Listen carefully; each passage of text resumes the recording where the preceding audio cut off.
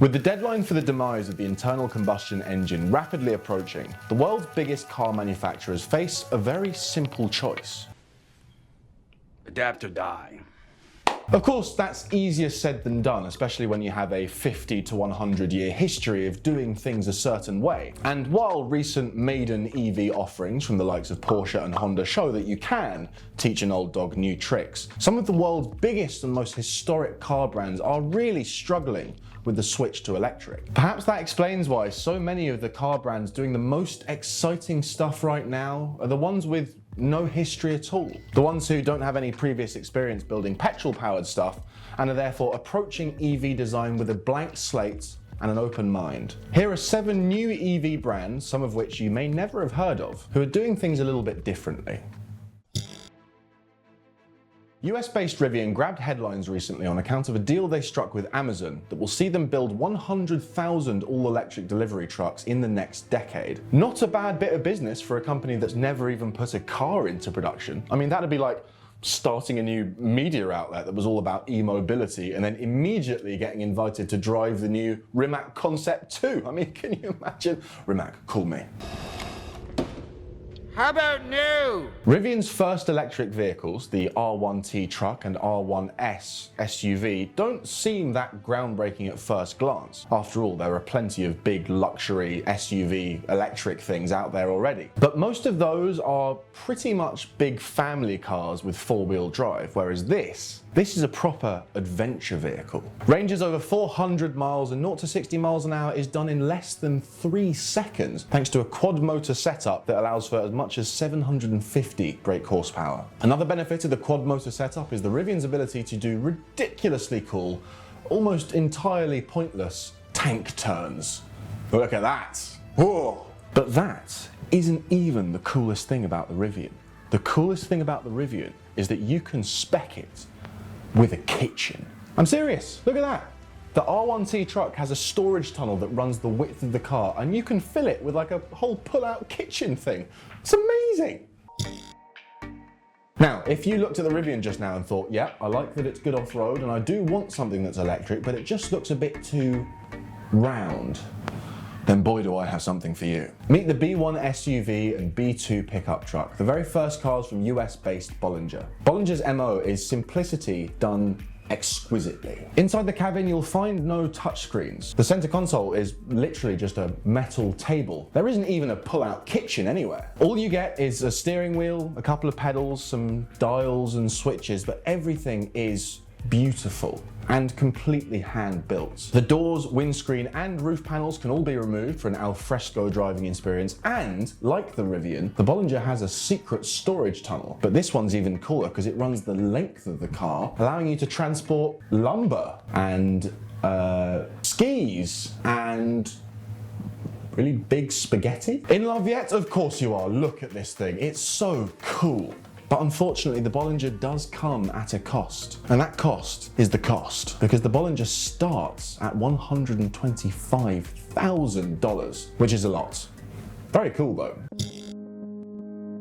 Yes, Sony, the PlayStation people, shocked the world at CES earlier this year when they, completely out of the blue, unveiled an electric car concept. It's called the Vision S, and to be clear, it's not actually production ready. It's currently just a concept car, and they're not even sure that they're going to build it. First and foremost, this car is made to showcase the technology that Sony will soon be offering other car brands to buy. Namely, very high-end infotainment systems, some AI features, and an absolute load of cameras and sensors to facilitate autonomous driving. In other words, Sony has essentially just built one of the most technologically advanced cars ever, just to show that they could, if they wanted to. In truth, it probably also means that the car isn't really deserving of a place on this list, because it may never happen, but I just thought it was too cool not to mention.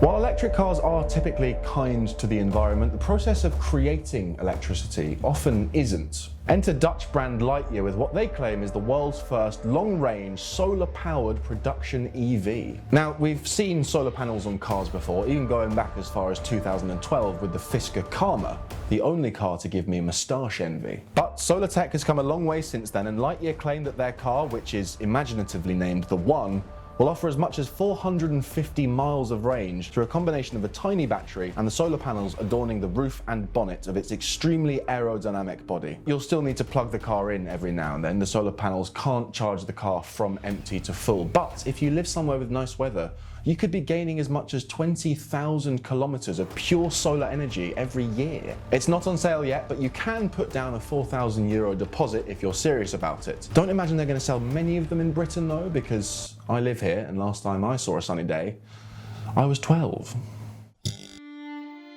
Moving on to a couple of Chinese brands now, both very new on the scene and both in typical Chinese fashion, growing at a frankly astonishing rate. Byton will begin deliveries of its debut car, the M-Byte SUV, later this year in China, with hopes to bring it to Europe and the US shortly after. Now, normally at this point I would point out what a silly name for a car M-Byte is, but given that China have a history of calling cars things like Great Wall Wingle and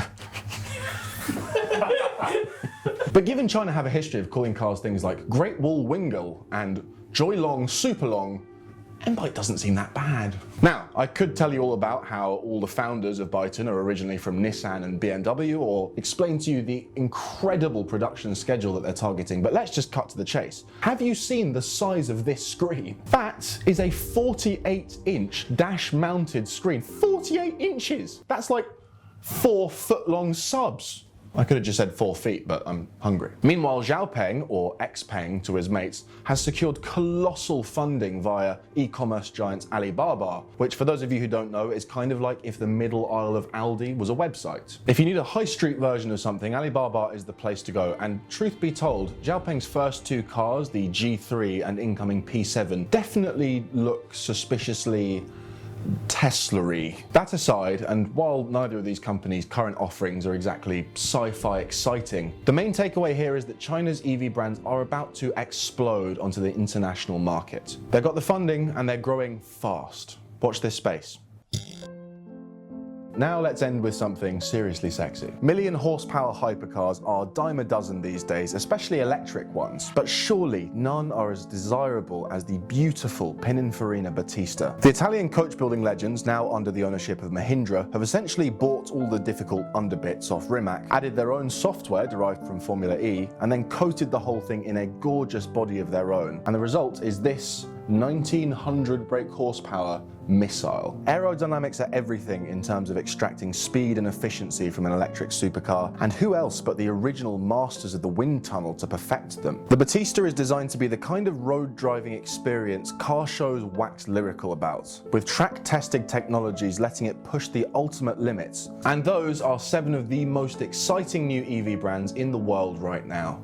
Did we miss your favorite? Make sure to let us know in the comments below. Be sure to subscribe. We'll see you soon.